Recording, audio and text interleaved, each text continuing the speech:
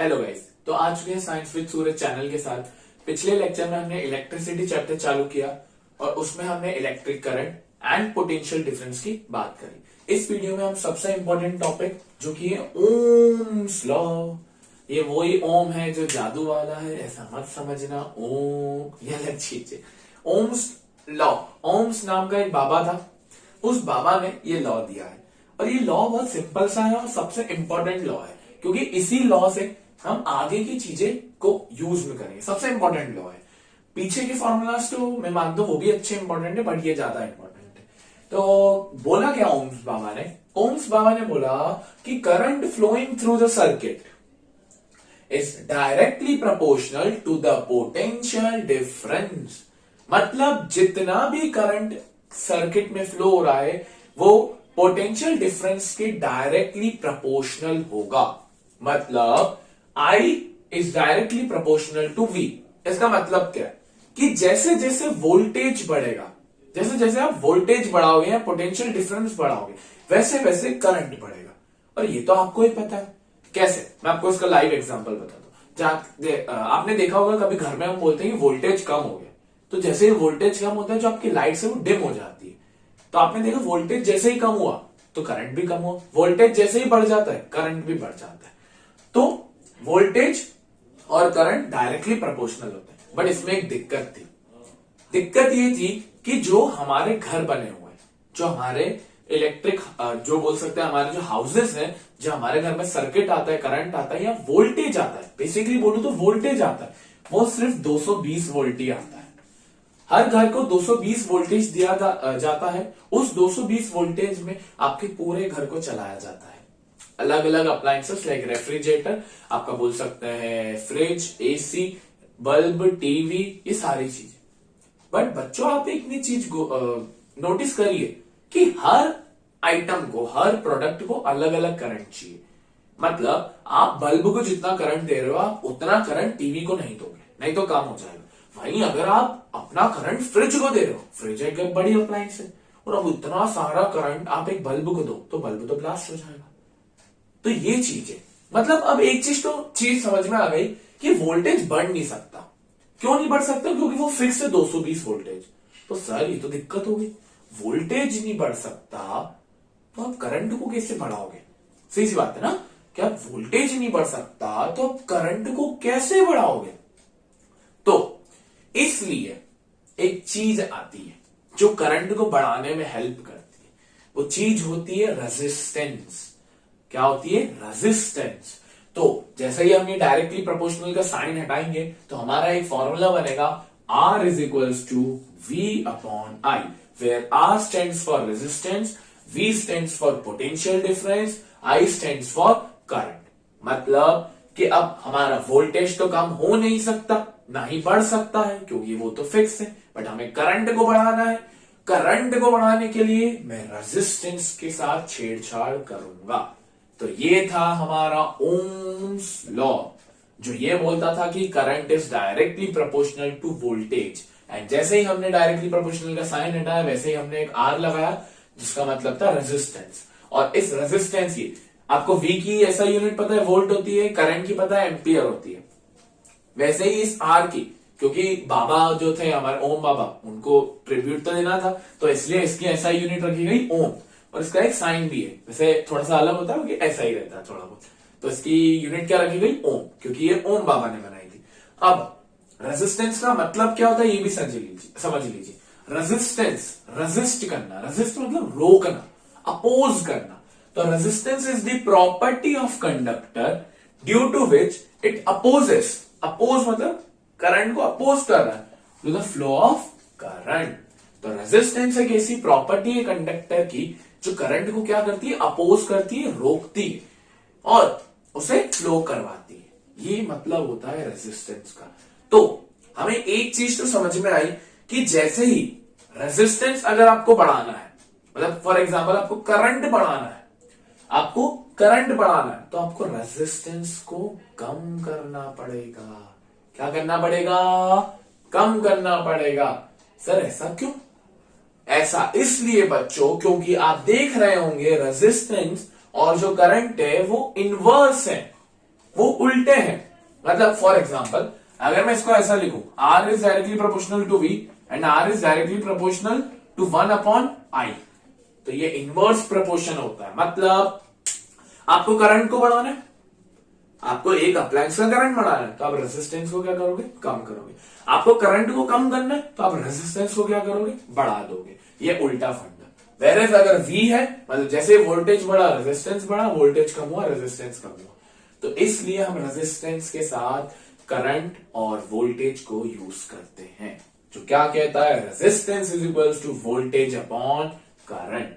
ठीक है, और रेजिस्टेंस क्या है, एक ऐसी प्रॉपर्टी कंडक्टर की जो करंट को फ्लो करने से अपोज करता है या रोकता है, और इसकी ऐसा यूनिट होती है ओम। और व्हाट इज 1 ओम, ये क्वेश्चन आ सकता है, बहुत सिंपल सा। जैसे हमने वहां पे 1 एम्पियर देखा था, तो ये होगा जब 1 volt of potential difference flow हो 1 एम्पियर ऑफ करंट से। When 1 volt of potential difference is flowing with 1 ampere of current, then 1 ohm of resistance will be taken. ये हो गई डेफिनेशन 1 ओम की। तो आई होप आपको ओम्स लॉ पूरा समझ में आया होगा। अब हम बात करते हैं फैक्टर्स अफेक्टिंग ओम्स लॉ। चलिए, तो अब बात करते हैं फैक्टर्स अफेक्टिंग रेजिस्टेंस।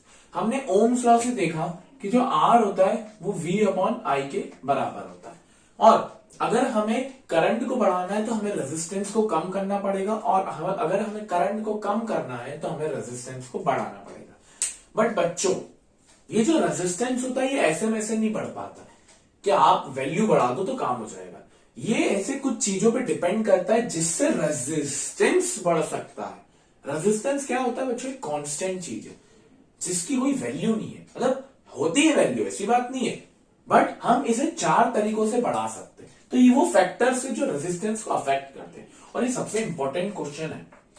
ये क्वेश्चन पूछता है what are the factors affecting resistance of a conductor. तो 4 है, length, temperature, area and resistivity. तो समझिए क्या होता है। सबसे पहले length of a conductor. Length of the conductor मतलब उसकी चौड़ाई। सोचिए कि अगर जैसे फॉर एग्जाम्पल ये एक रेजिस्टेंस है, फॉर एग्जाम्पल इसकी कुछ रेजिस्टेंस होगा, ठीक है, मैं इसको यूज कर रहा हूं। अब फॉर एग्जाम्पल मैंने 2 रेजिस्टेंस ऐसे कर दिए। क्या कर दिए मैंने, 2 रेजिस्टेंस ऐसे कर दिए। मैंने उसकी क्या करी, लेंथ को बढ़ा दिया। अब जैसे ही लेंथ बढ़ गई, मतलब इसकी हाइट बोल सकते हो, लेंथ बढ़ गई, तो इस कंडक्टर का रेजिस्टेंस बढ़ गया, और जैसे ही रेजिस्टेंस बढ़ गया वैसे ही करंट कम हो गया। तो रेजिस्टेंस को हम बढ़ा भी सकते हैं।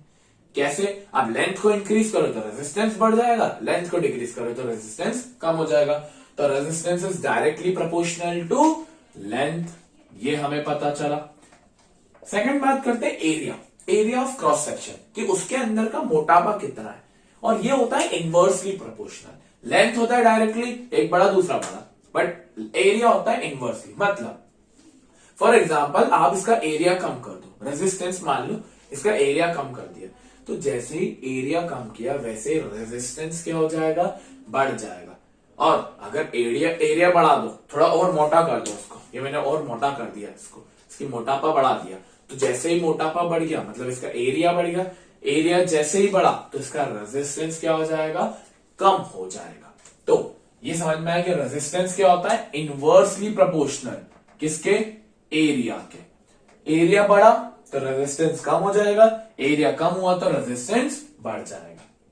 ये 2 चीजें तो आपको समझ में आ गई। तीसरी, नेचर ऑफ मटेरियल, मतलब किस मटेरियल, जो भी आप मटेरियल यूज कर रहे हो उसका क्या नेचर है, और ये नेचर बहुत इंपॉर्टेंट है, थर्ड वाला, इसे समझना भी पड़ेगा आपको। क्या कहता है ये हमसे, हमने देखा फर्स्ट में कि रेजिस्टेंस लेंथ के डायरेक्टली प्रोपोर्शनल है, सेकंड में देखा एरिया के वो इनवर्सली प्रोपोर्शनल है। अगर हम इन दोनों को मिला लेते हैं तो रेजिस्टेंस तो सेम ही है, तो मैंने लिखा L/A। तो आप देख सकते हैं अगर इस इक्वेशन में आपकी नजर जाए तो समझिए कि रेजिस्टेंस डायरेक्टली प्रोपोर्शनल है L के, एंड रेजिस्टेंस इनवर्सली प्रोपोर्शनल है 1/A के। तो बात तो वही हो रही है। तो मुझे अगर ये साइन हटाना है तो मैं एक चीज लगाऊंगा, जैसे मैंने ओम्स लॉ में R लगाया था V और I के बीच में, वैसे यहां पर अगर मुझे हटाना है तो मैं लगाऊंगा एक ये P, इसको हम बोलते हैं रो, RHO रो, और इसको हम बोलते हैं रेजिस्टिविटी। क्या बोलते हैं बच्चों, रेजिस्टिविटी अलग है। रेजिस्टेंस आपने समझा कि कंडक्टर की ऐसी प्रॉपर्टी जो करंट को फ्लो होने से रोकता है। रेजिस्टिविटी एक कंडक्टर की रेजिस्टेंस का स्पेशल रेजिस्टेंस है। मतलब एक कंडक्टर है, उसका जो भी रेजिस्टेंस है और उसका जो स्पेसिफिक रेजिस्टेंस है, कंडक्टर का भी एक स्पेसिफिक रेजिस्टेंस होता है, उस स्पेसिफिक रेजिस्टेंस को हम रेजिस्टिविटी कहते हैं। और ये एक फॉर्मूला है जो कभी कभार यूज भी आ जाता है, इतना नहीं। अब जैसे इसका एग्जांपल देता हूं और क्लियर होगा। जैसे जितने भी कंडक्टर्स होते हैं, लाइक आपके घर में जैसे कॉपर वायर यूज होती है, सिल्वर वायर यूज होती है, सिल्वर कम होती है, कॉपर ज्यादा यूज होती है। तो हमें पता है कॉपर और जितने भी मेटल्स होते हैं वो गुड कंडक्टर ऑफ इलेक्ट्रिसिटी होते हैं, तो उनकी जो रेजिस्टिविटी होगी वो बहुत कम होगी। क्यों? सोचिए, अगर रेजिस्टिविटी कम है, थोड़ा सा दिमाग लगाना, रेजिस्टिविटी कम है मतलब रेजिस्टेंस कम है। अगर रेजिस्टेंस कम है तो ओम्स लॉ की वजह से करंट इंक्रीज हो जाएगा। अगर करंट इंक्रीज हो जाएगा तो कॉपर वायर या जितने भी मेटल्स रहते हैं उनकी रेजिस्टिविटी बहुत कम होती है। क्यों? क्योंकि वो अपने अंदर से करंट को बहुत अच्छे से फ्लो करवा पाते हैं। वेयरएज जो इंसुलेटर्स होते हैं, जो बैड कंडक्टर ऑफ इलेक्ट्रिसिटी होते हैं, लाइक वुड हो गया, प्लास्टिक हो गया, रबड़ हो गया, उनकी हायर रेजिस्टिविटी होती है, मतलब उनका रेजिस्टेंस भी ज्यादा है। अब जैसे रेजिस्टेंस ज्यादा है तो करंट कम फ्लो होगा, इस कारण से। तो यही लिखा है, good conductor like copper and silver having lower resistivity, lower resistive means lower resistance, lower resistance means higher current. और जितने भी इंसुलेटर्स होते हैं लाइक रबड़, और यहाँ पे आप प्लास्टिक भी जोड़ सकते हो, इनकी रेजिस्टिविटी कैसी होती है? Higher resistivity. It means higher resistivity means higher resistance, higher resistance means lower current. ठीक है। चौथा चीज है टेम्परेचर। लेंथ देख ली, एरिया देख लिया, नेचर ऑफ मटेरियल देख लिया। चौथी चीज है टेम्परेचर। अगर आप किसी भी ऑब्जेक्ट का या किसी भी कंडक्टर का टेम्परेचर बढ़ाते हो तो उसका रेजिस्टेंस बढ़ जाता है, और टेम्परेचर कम करते हो तो रेजिस्टेंस कम हो जाता है। बेसिक सा चीज है, ये भी डायरेक्टली प्रोपोर्शनल का काम कर रहा है। तो ये चार हो गए। हमने ओम्स लॉ देख लिया, हमने फैक्टर्स अफेक्टिंग ओम्स लॉ देख लिया, या रेजिस्टेंस देख लिया। इस वीडियो में इतना ही। नेक्स्ट वीडियो में हम सीरीज और पैरेलल की बात करेंगे। Thank you for watching this video. Radhe Radhe.